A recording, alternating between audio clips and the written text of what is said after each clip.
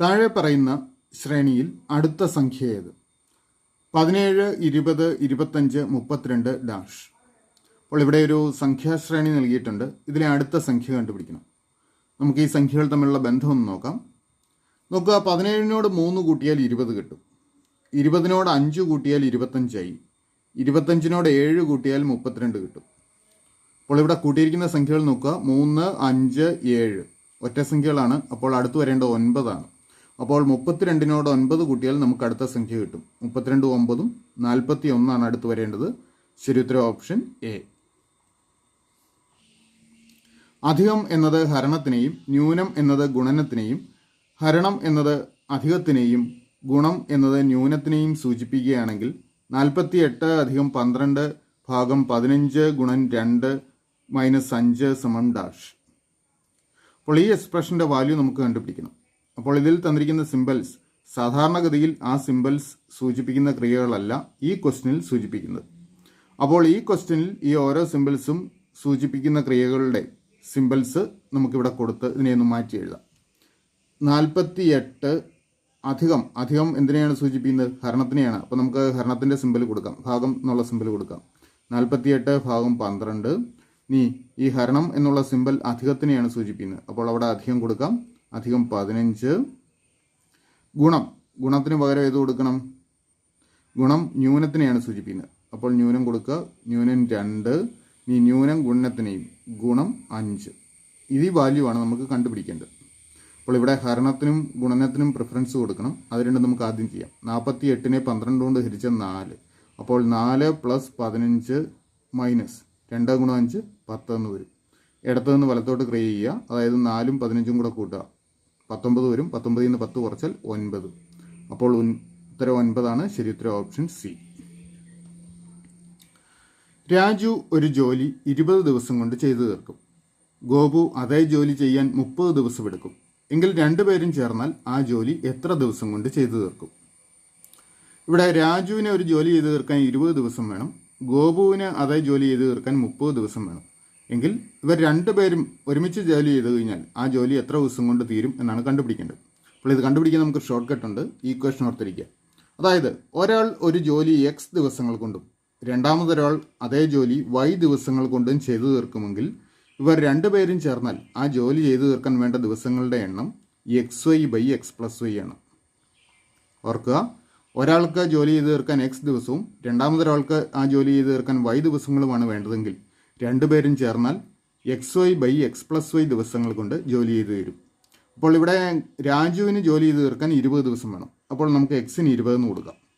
ഗോപുവിന് ജോലി ചെയ്തു തീർക്കാൻ 30 ദിവസം വേണം. അപ്പോൾ Yക്ക് 30 എന്നും കൊടുക്കാം. അപ്പോൾ രണ്ടുപേരും ചേർന്ന് ജോലി ചെയ്തു തരാൻ വേണ്ട ദിവസങ്ങളുടെ എണ്ണം കണ്ടുപിടിക്കാൻ XY/X+Yയിൽ എക്സിൻ്റെയും വൈയുടെയും വാല്യൂ കൊടുക്കാം. അപ്പോൾ 20 ഗുണം 30, XY എന്ന് പറഞ്ഞാൽ X ഗുണം Y ആണ്. 20 ഗുണം 30 20 + 30 എന്ന് വരും. 20 ഗുണം 30 എത്രയാണ്? 2 ഗുണം 3 6. 2 പൂജ്യങ്ങളൂടെ ചേർക്കുക. 600 20 അധികം 30 50 ആണ്. നമുക്ക് ഓരോ പൂജ്യങ്ങൾ ക്യാൻസൽ ചെയ്യാം. 60നെ 5 കൊണ്ട് ഹരിച്ചാൽ 12. അപ്പോൾ 12 ദിവസങ്ങൾ കൊണ്ട് ജോലി ചെയ്തു തരും. ശരി ഉത്തരം ഓപ്ഷൻ ബി. മണിക്കൂറിൽ 54 കിലോമീറ്റർ വേഗതയിൽ 150 മീറ്റർ നീളമുള്ള തീവണ്ടി 450 മീറ്റർ നീളമുള്ള പാലം കടക്കാൻ എത്ര സെക്കൻഡ് സമയമെടുക്കും? ഇവിടെ 54 കിലോമീറ്റർ വേഗതയിൽ സഞ്ചരിക്കുന്ന ഒരു തീവണ്ടി, ആ തീവണ്ടിക്ക് 150 മീറ്റർ നീളമുണ്ട്. ഈ തീവണ്ടി 450 മീറ്റർ നീളമുള്ള ഒരു പാലം കടക്കാൻ എത്ര സമയമെടുക്കും എന്നാണ് കണ്ടുപിടിക്കേണ്ടത്. ഓർക്കുക, തീവണ്ടി ഒരു പാലം കടക്കാൻ തീവണ്ടിയുടെ നീളവും പാലത്തിൻ്റെ നീളവും കൂട്ടി കിട്ടുന്ന അത്രയും ദൂരം സഞ്ചരിക്കണം. ഇവിടെ തീവണ്ടിയുടെ നീളം 150 മീറ്റർ, പാലത്തിൻ്റെ നീളം 450 മീറ്റർ. രണ്ടും കൂടെ കൂട്ടുമ്പോൾ 600 എന്ന് കിട്ടും. അതായത് ഈ തീവണ്ടി 600 മീറ്റർ സഞ്ചരിക്കണം പാലം കടക്കാനായിട്ട്. അപ്പോൾ തീവണ്ടിയുടെ വേഗത 54 കിലോമീറ്ററാണ്. 600 മീറ്റർ സഞ്ചരിക്കാൻ എത്ര സമയം എടുക്കുമെന്ന് കണ്ടുപിടിക്കണം. ഇവിടെ വേഗത കിലോമീറ്ററിലാണ് തന്നിരിക്കുന്നത്, പക്ഷേ നമുക്ക് സഞ്ചരിക്കേണ്ട ദൂരം മീറ്ററിലുമാണ്. അതുകൊണ്ട് നമുക്ക് വേഗതയെ മീറ്റർ പെർ സെക്കൻഡിലേക്ക് കൺവേർട്ട് ചെയ്യണം. ഇവിടെ 1 മണിക്കൂറിൽ 54 കിലോമീറ്റർ, അതായത് കിലോമീറ്റർ പെർ മണിക്കൂറിലാണ് തന്നിരിക്കുന്നത്. അതിനെ മീറ്റർ പെർ സെക്കൻഡിലേക്ക് മാറ്റുന്നതിനായിട്ട് 18 5 കൊണ്ട് ഗുണിച്ചാൽ മതി. അപ്പോൾ 54നെ 18 5 കൊണ്ട് ഗുണിക്കുക.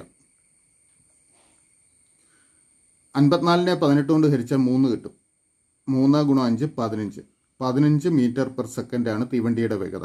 അതായത് ഒരു സെക്കൻഡിൽ തീവണ്ടി 15 മീറ്റർ സഞ്ചരിക്കും.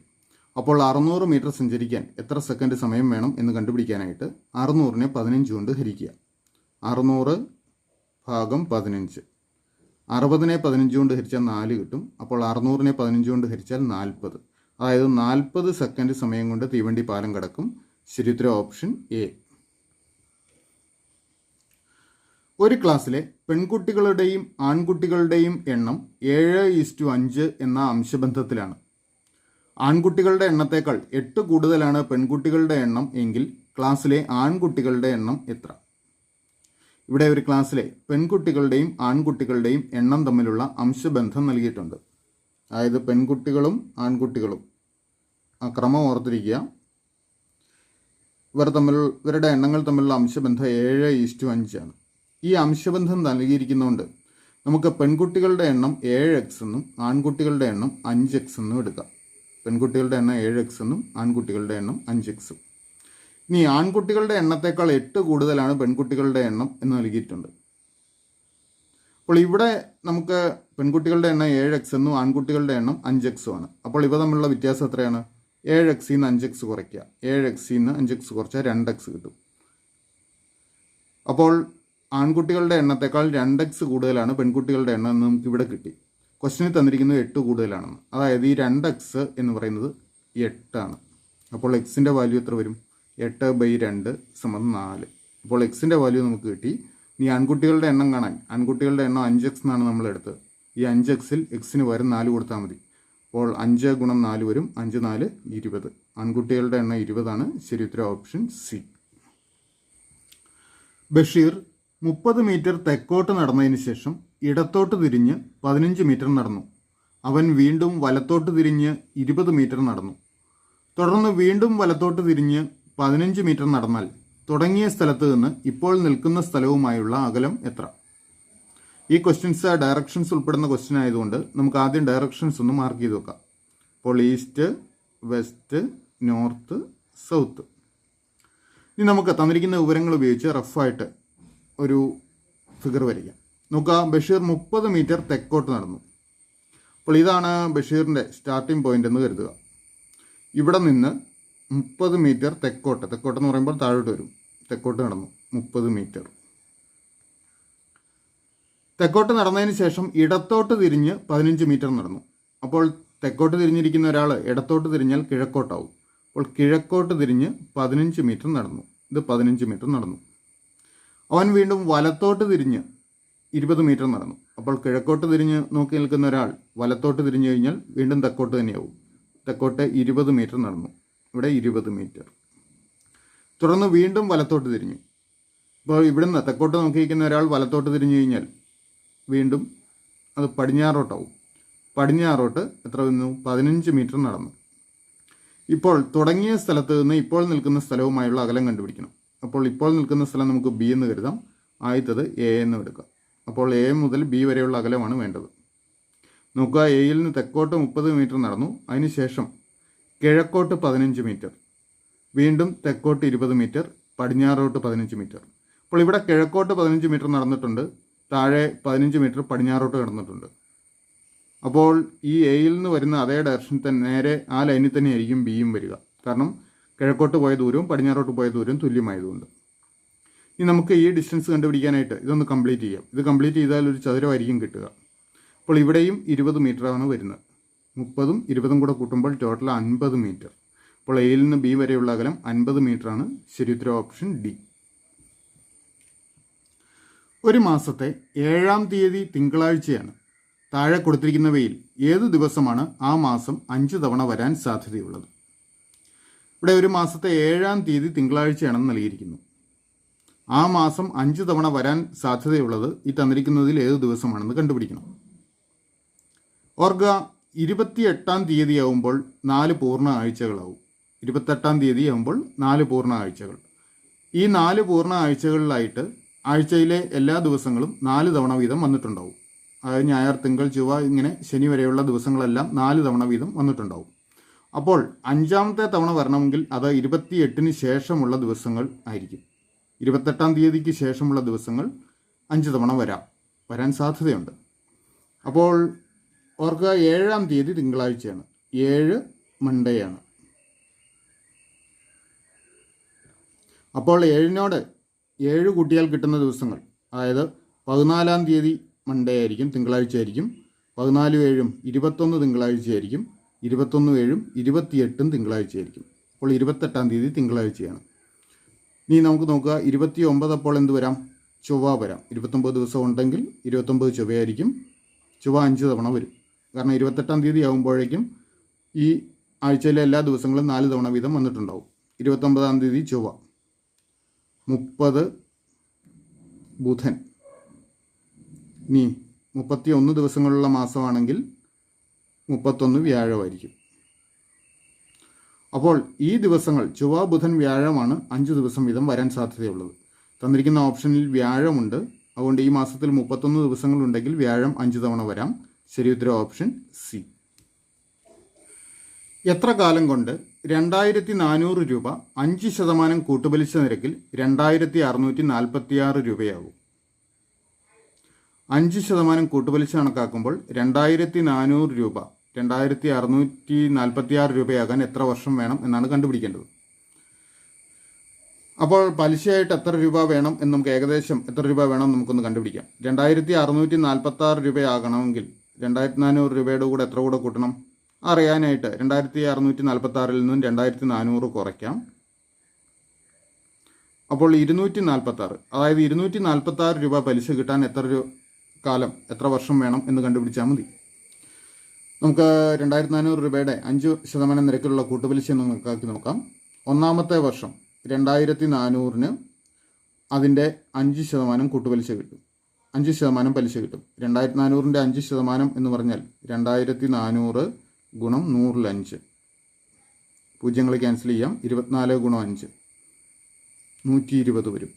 അതായത് 2400-ൻ്റെ കൂടെ ആദ്യ വർഷം കിട്ടുന്ന പലിശ 120 രൂപയാണ്. രണ്ടാം വർഷം 2400-ന് 120 രൂപ പലിശ കിട്ടും. കൂടാതെ കൂട്ടുപലിശ ആയതുകൊണ്ട് ഈ 120-ൻ്റെ 5% കൂടി രണ്ടാം വർഷം പലിശ കിട്ടും. അപ്പോൾ 120-ൻ്റെ 5% എന്ന് പറയുമ്പോൾ 120 ഗുണം 100-5, പൂജ്യങ്ങൾ ക്യാൻസൽ ചെയ്യാം. 5-നെയും 10-നെയും 5 ഉപയോഗിച്ച് ഹരിക്കാം. അപ്പോൾ ഇവിടെ 1 ഇവിടെ 2 വരും. 12-നെ 2 കൊണ്ട് ഹരിച്ചാൽ 6. അപ്പോൾ 6 രൂപയാണ് പലിശ. അപ്പോൾ 120 പ്ലസ് 6 ആണ് രണ്ടാമത്തെ വർഷം പലിശ. നോക്കുക, നമുക്ക് 246 മതി. ഇപ്പോൾ ഏകദേശം എത്രയായിട്ടുണ്ട് ഇതൊന്ന് കൂട്ടി നോക്കുക. 120 120 240 6 246. അപ്പോൾ 246 രൂപ പലിശ കിട്ടാൻ 2 വർഷം മതി. അപ്പോൾ 2646 രൂപയാകാൻ 2 വർഷം മതി. ശരി ഉത്തരം ഓപ്ഷൻ ബി. x⁻y സമം y⁻x, കൂടാതെ x സമം 2y എങ്കിൽ y സമം ഡാഷ്. നമുക്കിവിടെ x⁻y സമം y⁻x എന്ന് നൽകിയിരിക്കുന്നു. കൂടാതെ x സമം 2y ആണെന്ന് നൽകിയിട്ടുണ്ട്. അങ്ങനെയെങ്കിൽ y-യുടെ വാല്യൂ കണ്ടുപിടിക്കണം.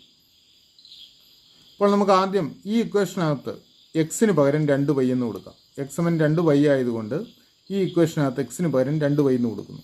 അപ്പോൾ ഇത് 2y the whole raise to y സമം y⁻2y എന്ന് വരും. ഈ 2y the whole raise to y കാണാനായിട്ട് 2y ഇൻറ്റു y⁻y എന്ന് എടുത്താൽ മതി. സമം y⁻2y. അപ്പോൾ ഇത് ചെയ്യുന്നതിനായിട്ട്, ഇതിനൊന്ന് സിംപ്ലിഫൈ ചെയ്യുന്നതിനായിട്ട് ഇക്കാര്യം ഓർക്കുക. a⁻m the whole raise to n is equal to a⁻m into n ആണ്. അപ്പോൾ ഈ കൃത്യങ്ക നിയമം നമ്മൾ ഉപയോഗിച്ച് കഴിഞ്ഞാൽ y⁻y ദി ഹോൾ സ്ക്വയർ എന്തായിരിക്കും? y⁻y the whole square y⁻y into 2 എന്ന് വരും. പവേഴ്സ് തമ്മിൽ ഗുണിച്ചാൽ മതി. അതായത് y⁻2y ആണ്. അപ്പോൾ y⁻2y എന്ന് പറയുന്നത് y⁻y-യുടെ സ്ക്വയറാണ്. അപ്പോൾ നമുക്കിവിടെ y⁻y ഹോൾ സ്ക്വയർ എന്ന് എഴുതാം. അതായത് 2y ഇൻറ്റു y⁻y സമം y⁻y-യുടെ സ്ക്വയർ കാണാൻ എന്ത് ചെയ്യണം? y⁻y y⁻y കൊണ്ട് തന്നെ ഗുണിക്കുക. y⁻y ഇൻറ്റു y⁻y എന്ന് വരും. നോക്കുക, ഈ സമചിഹ്നത്തിന് ഇടതുവശത്തും വലതുവശത്തും y⁻y ഉണ്ട്. അപ്പോൾ അത് നമുക്ക് ക്യാൻസൽ ചെയ്യാം. പോയിട്ട് 2y സമം y⁻y എന്ന് വരും. പവർ രണ്ടിടത്ത് സെയിം ആണ്. അപ്പോൾ y-യുടെ വാല്യൂ 2 ആയിരിക്കണം. അപ്പോൾ y സമം 2 എന്ന് കിട്ടും. ശരി ഉത്തരം ഓപ്ഷൻ സി. 1 മൈനസ് 1/2 അധികം 1/2 സ്ക്വയർ ന്യൂനം 1/2 ക്യൂബ് അധികം എക്സെട്ര സമം ഡാഷ്. അപ്പോൾ ഈ തന്നിരിക്കുന്ന എക്സ്പ്രഷനിലെ പദങ്ങൾക്കൊരു പ്രത്യേകതയുണ്ട്. നമുക്ക് ആദ്യത്തെ പദം 1 അടുത്തത് -2 അടുത്തതോ 1/2², അടുത്തത് -1/2³ അങ്ങനെയാണ് പോകുന്നത്. നോക്കുക, ഇതിലെ ഛേദങ്ങൾ നോക്കുക. 2, 2² 2³ അങ്ങനെ പോകുന്നു. അതായത് 1/2 കൊണ്ട് ഗുണിക്കുന്നതുകൊണ്ടാണ് ഇങ്ങനെ വരുന്നത്. അതുപോലെ ഒന്നിടവിട്ട പദങ്ങൾ നെഗറ്റീവാണ്. അത് -1/2 കൊണ്ട് ഗുണിക്കുന്നതുകൊണ്ടാണ് അങ്ങനെ വരുന്നത്. നോക്കുക, ഒന്നിനെ -1/2 കൊണ്ട് ഗുണിച്ചാൽ -1/2 തന്നെ കിട്ടും. ഇതിനെ വീണ്ടും -1/2 കൊണ്ട് ഗുണിച്ച് കഴിഞ്ഞാൽ 1/2² ആയി. കാരണം നെഗറ്റീവും നെഗറ്റീവും കൂടെ ഗുണിക്കുമ്പോൾ പോസിറ്റീവ് ഉത്തരം വരും. വീണ്ടും ഇതിനെ -1/2 കൊണ്ട് ഗുണിച്ച് കഴിഞ്ഞാൽ -1/2³ ആവും. അതായത് ഇതൊരു GP അഥവാ ജിയോമെട്രി പ്രോഗ്രഷനാണ്. അതിലെ ഗുണിച്ചിരിക്കുന്ന സംഖ്യ നമ്മൾ കണ്ടു കഴിഞ്ഞു, -1/2. ഇതിനെ നമ്മൾ ഈ GPയുടെ കോമൺ റേഷ്യോ എന്നാണ് പറയുന്നത്. R എന്ന സിമ്പൽ കൊണ്ട് സൂചിപ്പിക്കും. R = -1/2. ആദ്യ പദത്തിനെ നമ്മൾ A കൊണ്ടാണ് സൂചിപ്പിക്കുന്നത്. അത് ഇവിടെ 1. അപ്പോൾ ഇതൊരു GP ആണ്. അതിലെ ആദ്യ പദം 1, കോമൺ റേഷ്യോ -1/2. ഇപ്പോൾ കോമൺ റേഷ്യോ കാണാനായിട്ട് രണ്ടാമത്തെ പദത്തിനെ ഒന്നാമത്തെ പദം കൊണ്ട് ഹരിച്ചാൽ മതി. ഓർക്കുക, രണ്ടാമത്തെ പദത്തിനെ ഒന്നാമത്തെ പദം കൊണ്ട് ഹരിച്ചാൽ മതി. അപ്പോൾ കോമൺ റേഷ്യോ കിട്ടും. ഇനി ഇങ്ങനെയുള്ള ഒരു GPയുടെ പദങ്ങളുടെ തുകയാണ് കണ്ടുപിടിക്കേണ്ടത്. അപ്പോൾ എത്ര പദങ്ങളുടെ എന്ന് തന്നിട്ടില്ല, നമുക്ക് പ്ലസ് എക്സെട്ര എന്നാണ് തന്നിരിക്കുന്നത്. അതായത് പദങ്ങളുടെ എണ്ണം അനന്തമാണ് എന്നാണ് സൂചിപ്പിക്കുന്നത്. അല്ലെങ്കിൽ ഇൻഫിനിറ്റ് നമ്പർ ഓഫ് ടേംസിൻ്റെ തുക കണ്ടുപിടിക്കണം. Infinite number of terms. അപ്പോൾ അത് കണ്ടുപിടിക്കാനുള്ള സൂത്രവാക്യം ഇതാണ്: S∞ = A/1 - R. A/1 - R. ഇതിലെ A ആദ്യ പദമാണ്. ആദ്യ പദം ഇവിടെ ഉണ്ട് 1 ബൈ 1 - R. R എത്രയാണ്? കോമൺ റേഷ്യോ -1/2 സമം 1 നോക്കുക, 1ൽ നിന്നും -1/2 കുറയ്ക്കണം. -1/2 കുറയ്ക്കാനായിട്ട് 1/2 കൂട്ടിയാൽ മതി. അതായത് 1നോട് 2 കൂട്ടുക സമം 1 ഇനി 1നോട് 2 കൂട്ടാനായിട്ട് എളുപ്പമാർഗ്ഗമുണ്ട്. ഈ 1 കൊണ്ട് 2നെ ഗുണിക്കുക. 1 2 2, അതിനോട് അംശമായ 1 കൂട്ടുന്നു. അപ്പോൾ 2 1 3 അംശമായിട്ട് എഴുതുക, ഛേദമായിട്ട് ഈ 2 തന്നെ. അപ്പോൾ 1/2 3 വരും. ഇനി 1/2 3 എന്ന് പറഞ്ഞാൽ 2ൽ 3ൻ്റെ വ്യുൽക്രമം അഥവാ റെസിപ്രോക്കൽ എടുത്താൽ മതി. അപ്പോൾ അത് 3ൽ 2 എന്ന് കിട്ടും. അപ്പോൾ ഉത്തരം 3ൽ 2 ആണ്. ശരി ഉത്തരം ഓപ്ഷൻ A.